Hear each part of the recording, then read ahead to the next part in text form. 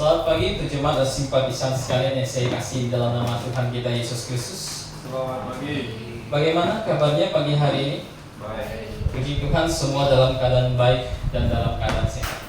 Puji Tuhan kita semua bisa berkumpul bersama berjemaat di tempat ini, berjemaat dalam tubuh Tuhan kita Yesus Kristus GBA Pontianak, bernyanyi memuji nama Tuhan dan mempelajari firman Tuhan. Tadi kita sudah memuji nama Tuhan, ini kita akan belajar firman Tuhan. Mari kita buka Alkitab kita dalam kitab Daniel. Dalam kitab Daniel pasal yang pertama, ayat yang ke-8. Daniel pasal pertama, ayat yang ke-8. Jika sudah menemukannya, kita akan baca bersama-sama setelah hitungan yang ketiga. Daniel pasal 1 ayat ke-8. 1, 2, 3. Daniel berketetapan untuk tidak menajiskan dirinya dengan santapan raja dan dengan anggur yang biasa diminum raja. Dimintanya kepada pemimpin pegawai istana itu supaya ia tak usah menajiskan dirinya. Mari kita berdoa. Bapa di sorga, kami sangat mengucap syukur atas berkat kasih anugerah-Mu, di mana kami dapat hadir bersama-sama bersekutu di dalam tubuh Tuhan kami Yesus Kristus. Kami semua datang untuk bernyanyi dan juga untuk mempelajari firman-Mu. Tidak ada yang kami patut berikan kepada Engkau selain ucapan syukur atas kesempatan yang tersedia. Bapa di sorga, kami saat ini hendak mempelajari firman-Mu. Kiranya Engkau menganugerahkan hikmat yang berasal daripada Engkau, agar sekiranya kami dapat memahami firman-Mu dengan lebih baik lagi, sehingga kami dapat menjadi anak-anak-Mu yang tumbuh dewasa di dalam iman kami, di dalam Tuhan kami Yesus Kristus, sehingga kami menjadi anak-anak-Mu yang hidup benar di masa-masa akhir ini, yang dapat memancarkan terang kepada setiap orang yang berada di luar sana. Terima kasih Bapa. Berkati juga hamba-Mu yang akan menyampaikan, sekiranya dapat menyampaikan sesuai dengan kehendak. Terima kasih Allah di sorga. Hanya di dalam nama Tuhan kami Yesus Kristus kami sudah berdoa dan mengucap syukur. Amin. Di dalam Alkitab kita diberitahukan bahwa hidup manusia itu merupakan hidup yang sangat singkat. Alkitab memberitahukan bahwa paling kuat ya 80 tahun manusia bisa hidup. Bahkan manusia disebutkan di dalam Alkitab kehidupannya itu digambarkan seperti uap. Terlihat sebentar, tahu-tahu hilang. Hari-hari manusia itu cepat berlalu. Namun dalam hari-hari yang singkat ini, banyak manusia itu salah mengambil keputusan. Ini sudah akhir tahun nih, mendekati tahun 2025. Kita bisa mereview kembali sepanjang tahun apa yang kita lakukan bagi Tuhan kita. Apa yang kita putuskan ketika kita menghadapi sesuatu dalam tahun ini. Begitu. Banyak dari kita berhasil menang secara rohani ketika kita mengambil keputusan yang tepat. Tapi banyak juga di antara kita yang mungkin gagal dalam menghadapi sebuah situasi, justru mengambil keputusan yang salah. Begitu. Maka dari sebab itu Alkitab menghendaki setiap orang itu untuk merenungkan kehidupannya yang singkat ini. Jangan sampai dalam kehidupan yang singkat ini manusia justru hidup terus memberontak kepada Tuhan, terus mendukakan Roh Kudus Tuhan. Begitu. Satu orang bernama Edward Lorenz, dia seorang ahli meteorologi. Dia pernah meneliti model cuaca pada tahun 1960-an. Dan dia menemukan bahwa perubahan kecil dalam sebuah data awal, dalam sebuah simulasi komputer mengenai perkiraan cuaca, perubahan kecil saja, itu dapat menghasilkan perbedaan besar dalam prediksi cuaca. Perubahan kecil saja pada data awal. Mungkin berdasarkan simulasi komputer, oh besok tidak hujan. Tetapi tiba-tiba ada perubahan data kecil, oh bisa saja diprediksi cuaca besok jadi hujan, yang tadinya tidak jadi hujan. Begitu. Hal sederhana bisa merubah segala sesuatu. Edward Lorenz akhirnya mencetuskan sebuah teori yang namanya butterfly effect. untuk menunjukkan bahwa satu perubahan kecil, satu keputusan sederhana saja itu bisa mempengaruhi segala sesuatu. Kita tadi saya katakan sepanjang tahun kita menghadapi banyak peristiwa. Sadar tidak sadar, keputusan apapun yang kita ambil itu mempengaruhi bukan hanya diri kita, tapi juga mempengaruhi seluruh orang di sekitar kita. Keputusan yang sederhana datang berjemaat saja itu bisa mempengaruhi segala sesuatu. Begitu. Yang paling kecil. Jadi kita di dalam Daniel pasal 1 kita diperlihatkan seorang pemuda di sini. Ini pemuda. Ketika dia masuk ke tanah pembuangan, umurnya kurang lebih 16-17. Karena dia hidup sampai 2 kerajaan dia lewati, yaitu kerajaan Babel dan Media Persia. Kurang lebih 16-17 dia datang ke Babel, sangat muda. Di Indonesia mungkin baru dapat KTP lah. Begitu. Tapi pemuda yang sangat belia ini berhasil mengambil keputusan yang sangat luar biasa di hadapan Tuhan. Bahkan Tuhan sangat berkati dia lewat keputusan yang sangat sederhana. Anda bisa bayangkan, jika Daniel tidak mengambil keputusan sederhana itu, bisa jadi kita semua tidak ada yang menikmati kitab Daniel. Kenapa? Karena Daniel mungkin tidak akan menuliskan kitab Daniel. Keputusan yang sangat sederhana, Tuhan berkati dia dengan amat sangat. Tuhan berikan dia hikmat dengan amat sangat. Dan Tuhan percayakan dia tulis kitab Daniel. Gara-gara keputusan yang ia buat di masa mudanya. Tadi kita baca, dia bertekad untuk tidak menajiskan diri dengan santapan raya. Sangat sederhana. Tapi gara-gara keputusan sederhana ini mempengaruhi banyak hal. Mempengaruhi semua orang yang hidup sezamannya. Bahkan mempengaruhi seluruh kehidupan orang percaya sepanjang zaman.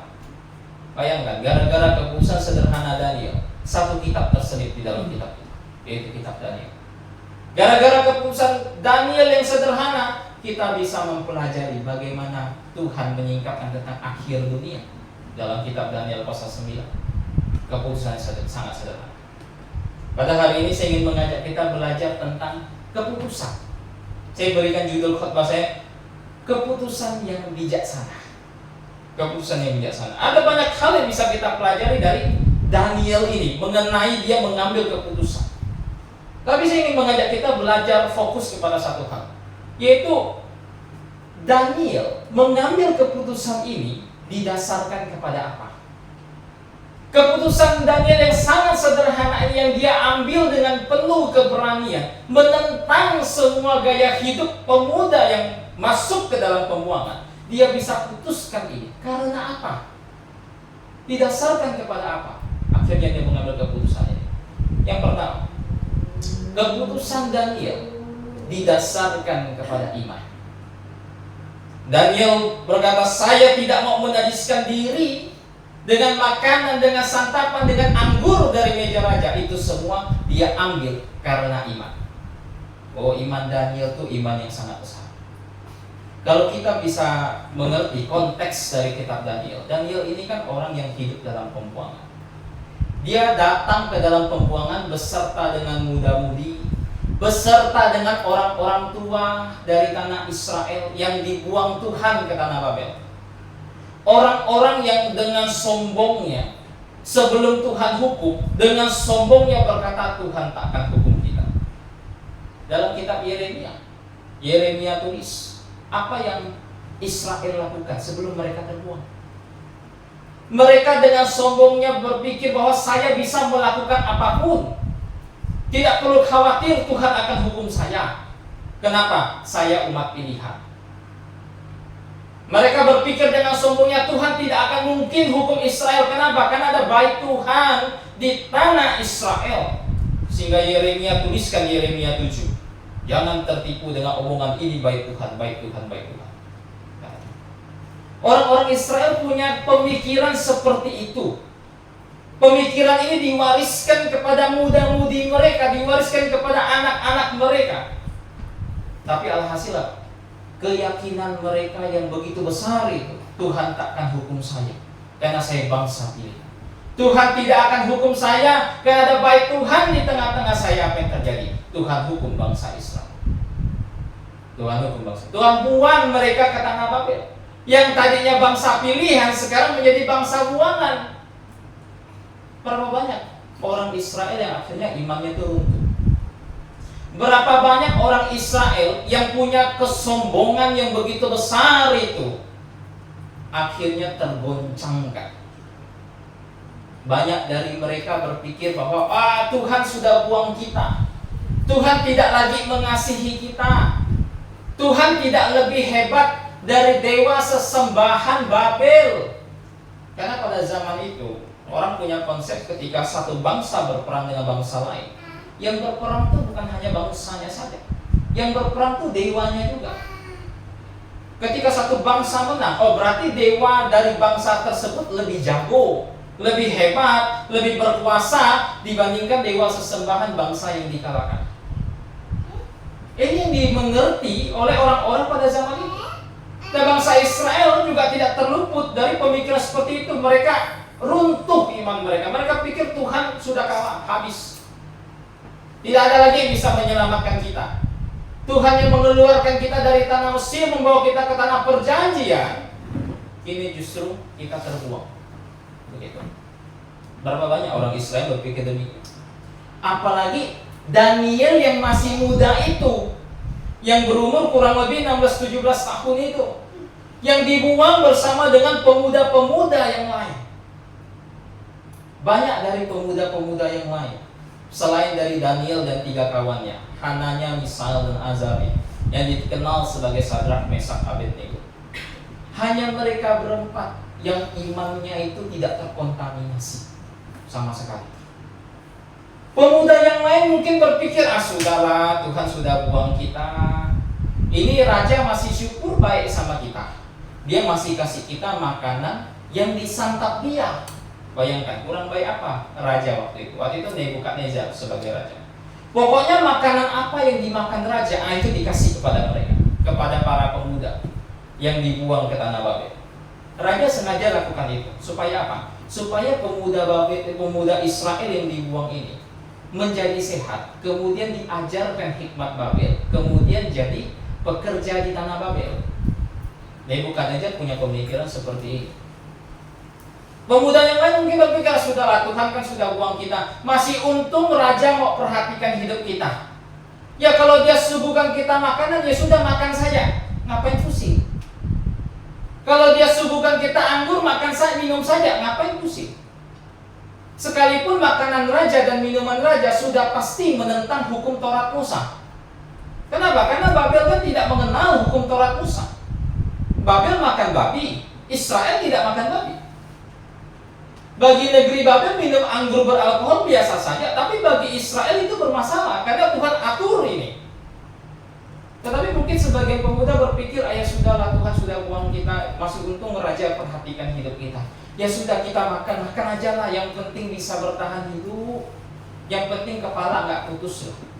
Nebukadnezar tuh raja yang pokoknya mau dibilang gila ya boleh begitu, mau dibilang cerdas boleh juga. Kepemerintahannya atas Babel itu kepemerintahan mutlak. Pokoknya dia ngomong A, hari ini semua harus A. Besok dia ralat, A salah, B yang benar. Nggak boleh dia protes. Protes lempar ke dalam lempar ke dalam api. Itu Nebukadnezar. Beda dengan kerajaan berikutnya, Media Persia. Kalau Media Persia seperti ini, raja ngomong A, oke, kita sahkan dalam hukum, kasih meterai. Kemudian besok raja bilang, salah ini, seharusnya bukan A, harus B. Raja tak boleh ganti, karena sudah dimeterai.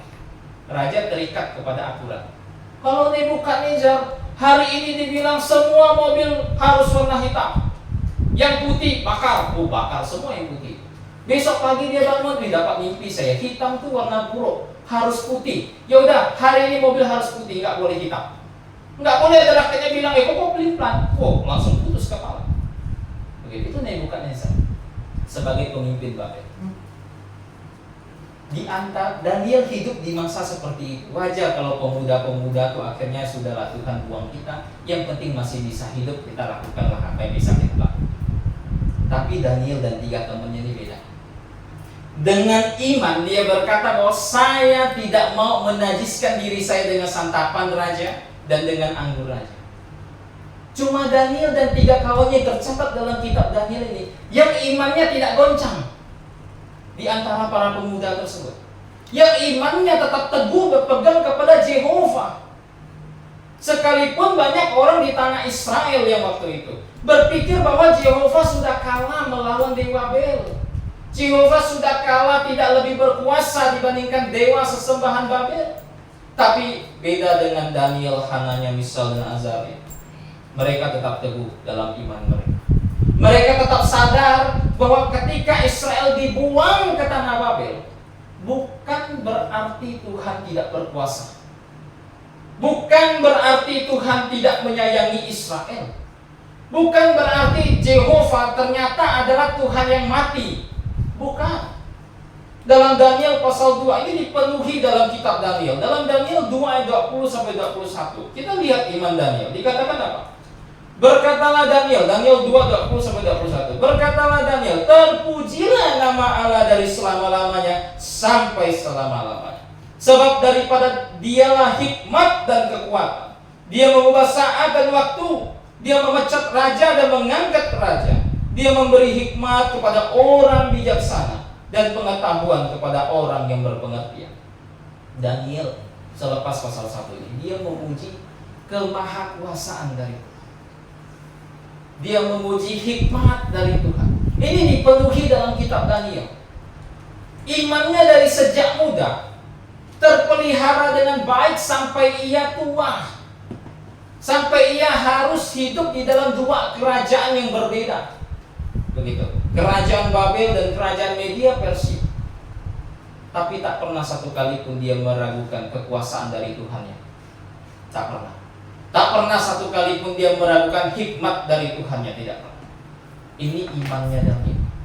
Makanya di saat muda dia mengambil keputusan yang begitu besar, bahwa dia tidak mau menajiskan diri. Kenapa? Karena imannya kepada Tuhan. Baik. Nah, Daniel menjadi contoh tentu bagi semua orang percaya sepanjang zaman. Orang percaya sepanjang zaman juga menghadapi berbagai macam jenis situasi. Mulai dari penganiayaan, mulai dari keadaan damai, mulai dari godaan dunia, mulai dari godaan orang terdekat. Orang percaya mengalami itu semua. Orang percaya terkadang diperhadapkan kepada keputusan yang sangat sulit. Keputusan yang sangat sulit, di mana kalau saya putuskan ini, saya akan mengalami ini. Kalau saya tidak putuskan, saya akan senang. Orang percaya sering diperhadapkan pada situasi. Petrus dan Yohanes contohnya ditangkap karena memberitakan nama Tuhan kita Yesus Kristus. Sanhedrin yang mengadili Petrus dan Yohanes hanya meminta satu hal saja sama mereka. Jangan memberitakan nama itu lagi. Hanya ini diminta Sanhedrin sebagai mahkamah agama pada waktu itu. Jangan memberitakan nama Yesus lagi. Kalau kamu tidak memberitakan nama itu lagi, kamu tidak akan ditangkap, kamu tidak akan dianiaya, kamu tidak akan dikucilkan dalam komunitas Yahudi. Petrus dan Yohanes diperhadapkan kepada situasi seperti itu. Sebagian orang mungkin akan berpikir, ya daripada saya dikucilkan, daripada saya teraniaya, daripada saya dikejar-kejar seperti buruan, ya mending saya tidak memberitakan nama itu lagi. Tapi Petrus dan Yohanes memilih yang sebaliknya. Dia berkata apa? Mana yang harus kami takut? Tuhan kah atau manusia? Petrus dan Yohanes tetap pergi memberitakan nama. Yang orang percaya sepanjang zaman mengalami situasi yang serupa. Anda, kita semua memilih beriman kepada Yesus Kristus. Apakah pilihan kita ini adalah pilihan yang salah atau pilihan yang tepat? Sekalipun ketika saya memilih, saya mau bertobat dan percaya kepada Yesus Kristus, harus ada harga yang dibayar. Sekalipun itu. Tapi kenapa kita tetap mau pilih, saya mau ikut Tuhan, saya mau menjadi pengikut Kristus? Kenapa? Karena iman. Karena kita tahu bahwa Yesus Kristus adalah Tuhan yang hidup. Kita tahu bahwa Dia adalah Allah yang Maha Kuasa. Kita tahu segala janji-janjinya. Dia adalah pribadi yang tidak pernah mengingkari janji. Sekalipun di dunia ini terasa berat, tetapi Tuhan janjikan bahwa Dia akan datang kembali dan memberikan kelepasan kepada kita. Karena hal seperti ini, kita memilih untuk ikut Tuhan kita. Keputusan karena iman. Begitu. Kenapa kita semua memilih untuk setia pada gereja yang benar? Untuk tidak meninggalkan gereja yang benar, untuk terus aktif berjemaat di gereja yang benar. Kenapa? Tentu karena iman. Sekalipun keputusan kita terkadang dalam perspektif manusia itu terasa rugi, tidak ada untung-untungnya. Bayangkan contoh Daniel tadi. Mungkin pemuda-pemudi di sekitar dia bilang, oh ini agak stres, selamatkan dulu nyawa. Ini lebih penting daripada apapun. Urusan makan tuh gampang lah, nyawa dulu yang dipelihara. Raja suruh makan, ya makan saja, ngapain pusing? Walaupun terkadang dalam perspektif manusia itu terlihat sangat-sangat rugi, tetapi Daniel melihatnya dalam perspektif Tuhan. Demikian juga dengan kita. Keputusan apapun yang kita ambil, jika kita dasarkan dengan iman, kita memandang kepada Tuhan kita, sehingga kita mau ambil keputusan itu. Begitu. Itu yang pertama. Keputusan Daniel didasarkan kepada iman. Demikian juga dengan kita. Iman adalah kunci dari segala sesuatu. Kemudian keputusan Daniel didasarkan kepada apa? Bukan hanya kepada iman, tetapi juga kepada firman Allah. Keputusan Daniel didasarkan kepada firman Allah. Daniel tahu dari mana? Enggak boleh makan haram, tak boleh makan babi, tak boleh minum anggur beralkohol pada zaman dia. Tahu dari mana? Ya tahu dari Taurat Musa. Begitu. Ya walaupun hukum makanan sih pada zaman ini sudah berubah. Begitu. Di zamannya Daniel, ya tidak boleh makan babi, tak boleh makan unta. Begitu. Tapi di zaman kita Tuhan ubah hukumnya menjadi boleh makan segala sesuatu. Kembali seperti mirip pada zaman Nuh, semua yang bergerak boleh dimakan. Begitu. Tapi pada zaman Daniel, hukum ini melekat. Hukum ini mengikat orang Yahudi. Tidak boleh makan makanan haram dan halal. Tahu dari mana Daniel? Tentu dari Taurat Musa. Bayangkan di saat umurnya masih sangat muda, dia sudah sangat mahir, dia sudah sangat piawai dengan firman Tuhan. Nah, kenapa dia bisa sangat mahir, sangat piawai dengan firman Tuhan? Tentu ini diwariskan dari orang tua mereka yang saleh. Tentu ini diwariskan, pengetahuannya diwariskan dari orang tua mereka yang sangat beriman kepada Tuhan. Karena Tuhan sudah atur dalam Taurat kepada orang tua, ajarkan ini, peringatkan ini, beritahukan ini. Ketika kamu sedang duduk, ketika kamu sedang berdiri, ketika kamu sedang berbaring, ajarkan. Begitu. Orang tua Daniel tentu sangat paham dengan perintah tersebut, sehingga mengajarkan ini. Sehingga Daniel di masa mudanya saja sangat-sangat mengenal firman Allah. Begitu. Ini juga menjadi catatan penting bagi kita semua untuk mendidik generasi berikut. Jangan sampai generasi Kristen yang benar itu hanya sampai di generasi pertama saja. Generasi ini harus berlanjut, dan ini bergantung kepada kita semua yang memikul tanggung jawab ini. Bagaimana kita ajarkan firman Tuhan kepada generasi berikutnya, kepada generasi yang lebih muda, supaya mereka dalam mengambil keputusan apapun didasarkan kepada firman Allah seperti Daniel. Dalam mengambil keputusan apapun, kecil besar, tetap melibatkan Tuhan. Apakah ini berkenan pada Tuhan atau tidak? Begitu.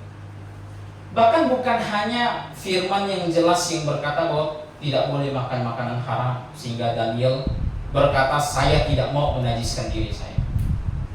Tetapi juga kepada firman Tuhan yang berisikan pesan bahwa Israel akan Tuhan pulihkan. Di mana orang Israel yang terbuang saja mungkin tidak memikirkan hal itu. Mungkin banyak dari mereka berpikir, udah ini akhir dari bangsa yang disebut Israel. Untuk apa lagi beribadah kepada Jehovah? Untuk apa lagi menuruti firman Jehovah? Ini adalah akhir dari bangsa Israel. Tapi beda dengan Daniel. Daniel tahu persis bahwa Tuhan berkata, sekalipun Tuhan hukum Israel, sekalipun Tuhan buang Israel, Israel akan Tuhan pulihkan. Terbukti dalam Daniel pasal 9. Ayat pertama, ayat kedua, ayat ketiga. Apa yang dilakukan Daniel? Yang dia lakukan Daniel adalah dia membaca firman Tuhan yang dituliskan oleh Nabi Yeremia. Karena Yeremia melayani sezaman dengan dia. Dia baca tulisan tersebut dan dia menemukan bahwa Tuhan akan menghukum Israel 70 tahun di tanah Babel. Dan pada Daniel 9, waktu 70 tahun sudah sangat dekat penggenapannya. Makanya Daniel langsung berdoa kepada Tuhan, memohon Tuhan untuk memulihkan tanah Israel. Firman Tuhan seperti ini tuh yang akhirnya membuat Daniel tuh berketetapan untuk mengambil keputusan yang beresiko. Kenapa? Dia tahu bahwa Israel akan dipulihkan. Kalau Israel akan dipulihkan dan kemudian dia salah mengambil keputusan, maka Daniel tentu khawatir. Jangan sampai akhirnya dia salah ambil, Tuhan hukum dia. Jangan sampai Israel dipulihkan nanti, Tuhan hukum Daniel, karena Daniel salah ambil. Tapi tidak. Daniel dengan firman Tuhan tersebut, dia mengambil keputusan yang sangat-sangat tepat. Nah, Daniel melakukan hal ini juga menjadi contoh bagi semua orang percaya sepanjang zaman. Semua keputusan yang kita ambil berdasarkan iman tadi tentu merupakan keputusan yang penuh pengorbanan. Keputusan saya tidak mau lagi misalnya mendengarkan lagu dunia, tentu itu penuh pengorbanan. Penuh pengorbanan. Apakah berat? Ya saya katakan berat begitu. Karena ini menentang sifat kedagingan kita. Tetapi kita putuskan itu kenapa? Karena kita telah mengetahui firman Allah. Sadar tidak sadar ada banyak keputusan yang kita ambil, yang kita ketahui dari firman Allah, sehingga kita ambil itu. Sadar tidak sadar. Tidak usah jauh-jauh. Banyak dari kita ini berasal dari gereja yang berbeda-beda, tapi akhirnya putuskan diri, menggabungkan diri dalam gereja Baptis Independen. Kenapa mau ambil keputusan seperti itu? Kan begitu.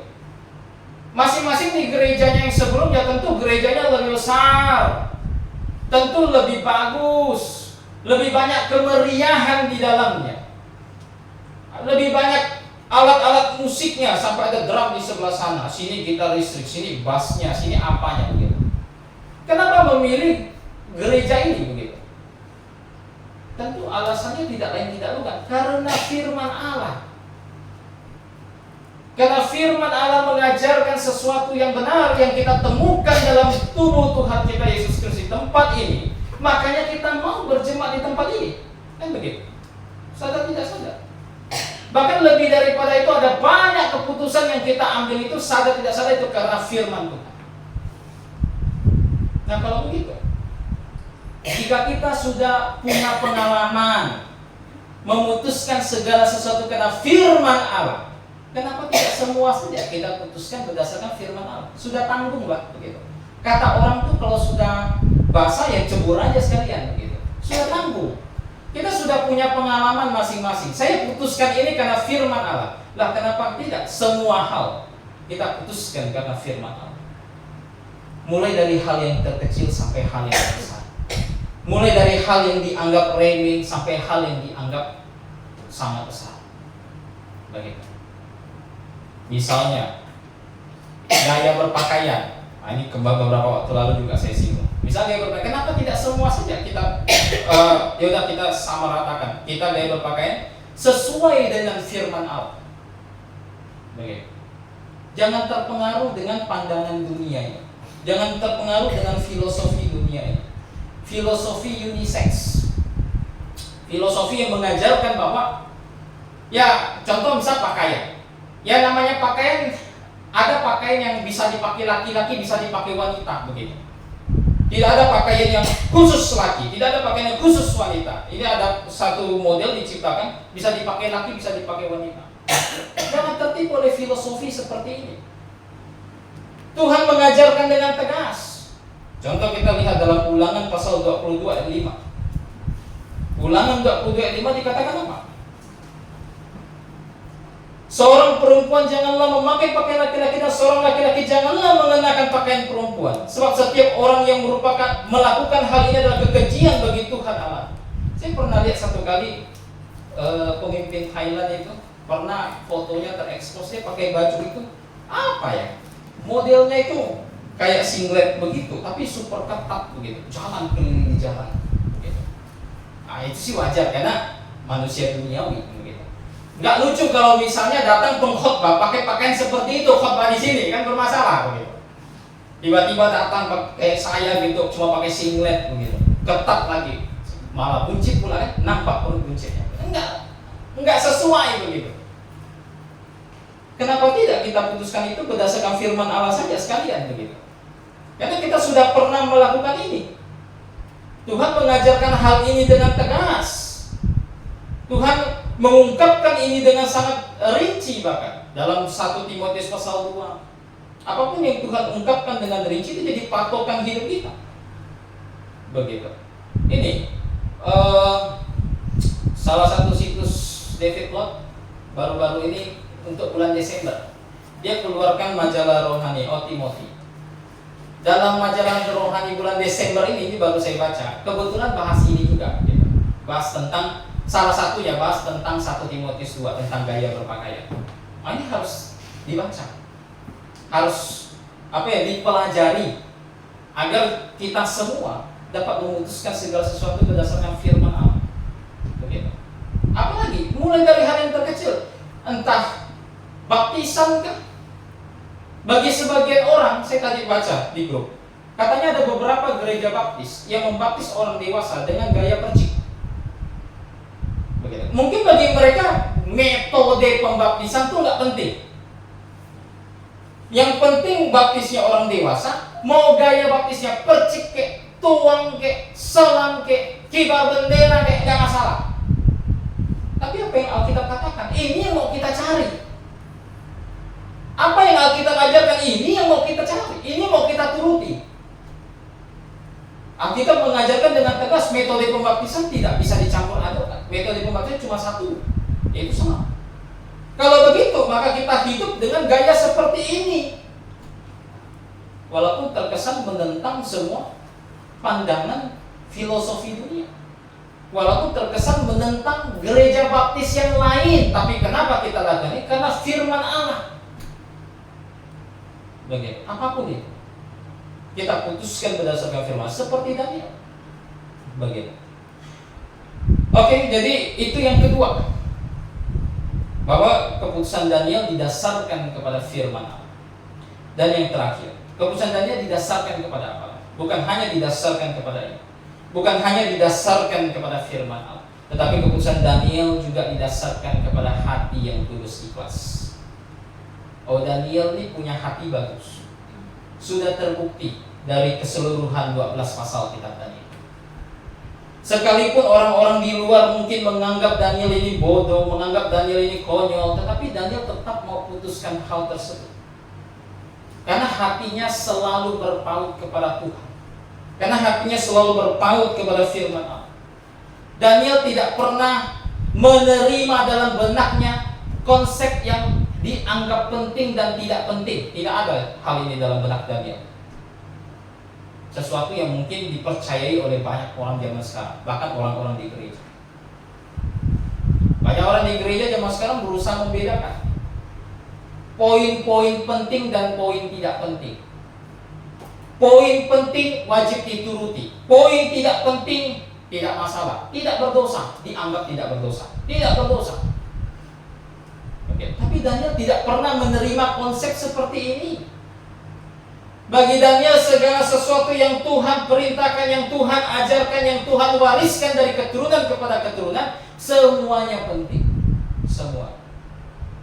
Inilah semangat yang dibawa Paulus. Apa yang Paulus katakan? Dia pergi mendirikan jemaat di mana-mana. Dia ajarkan katanya segala sesuatu, berbagai ragam hikmat Allah. Dia tidak pernah lalai memberitakannya. Ini yang Paulus katakan. Begitu. Semuanya jemaat dia sama rata. Dia tidak pernah lalai. Satu kehendak saja tak pernah dia tidak beritakan. Semuanya. Begitu. Bayangkan di surat Tesalonika diajarkan masalah kerja. Begitu. Masalah kerja dengan tangan. Masalah jemaat Tesalonika kalian harus rajin bekerja. Jangan sampai dinilai oleh orang luar, kalian itu orang yang malas bekerja. Hal begitu saja diajarkan Paulus. Sesuatu yang mungkin tidak berkaitan langsung dengan keselamatan. Artinya kalau kamu tidak bekerja ya enggak mati masuk neraka begitu, enggak gitu. Kamu tidak bekerja tidak langsung ya udah Tuhan langsung kasih kita hukuman kematian instan, enggak sih begitu. Tapi Paulus ajarkan itu. Hal yang terlihat kecil bahkan di mata dunia ini. Begitu. Hal yang terlihat kecil, bahkan perjamuan Tuhan. Paulus atur perjamuan tersebut. Makan roti, minum anggur. Rotinya tak beragi, anggurnya tak beralkohol. Itu saja diatur sama Tuhan. Hal-hal yang mungkin dianggap kecil oleh dunia.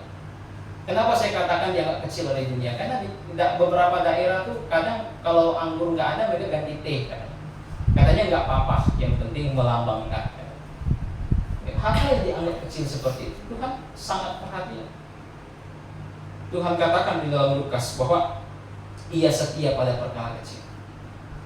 Demikian juga dengan kita semua orang percaya sepanjang zaman. Apapun yang kita putuskan dengan hati nurani yang tulus ikhlas di hadapan. Tidak perlu kita buat poin ini penting, ini tidak penting. Yang tidak penting tidak perlu dituruti, tidak. Turuti segala apa yang Tuhan ajarkan dalam firman Tuhan yang dengan jelas Tuhan ajarkan. Itu yang menjadi patokan bagi. Jadi kita hari ini belajar tentang keputusan Daniel. Daniel seorang yang sangat mudah pada waktu itu, tapi dia mengambil keputusan yang sangat bijaksana. Tadi keputusan didasarkan kepada iman, didasarkan kepada firman Allah, dan didasarkan kepada hati yang tulus ikhlas. Sekiranya pembelajaran firman Tuhan pada hari ini dapat menguatkan kita kembali, dapat mendewasakan iman kita dari hari ke hari, membuat kita semakin terus memikirkan apa kehendak Tuhan dalam hidup kita dan hanya melakukan kehendak tersebut. Minta kesediaan Pak Jonathan tutup dalam doa silakan. Bapak yang surga, kami sungguh mengucap terima kasih pada pagi ini kami jemaat dan simpatisan telah mendengarkan pertemuan firman. Sekiranya firman yang sampai malam tidak sia-sia, kami sungguh dapat menguatkan iman kami, agar kami dapat kasih kepada kami apa yang dilakukan Daniel begitu taat juga perintah Tuhan. Kau berkati juga hamba-Mu yang telah menyampaikan firman sesuai dengan kehendak Tuhan. Terpuji nama Tuhan. Demikian doa kami. Dalam nama Tuhan Yesus Kristus kami ucap syukur dan berdoa. Amin. Amin.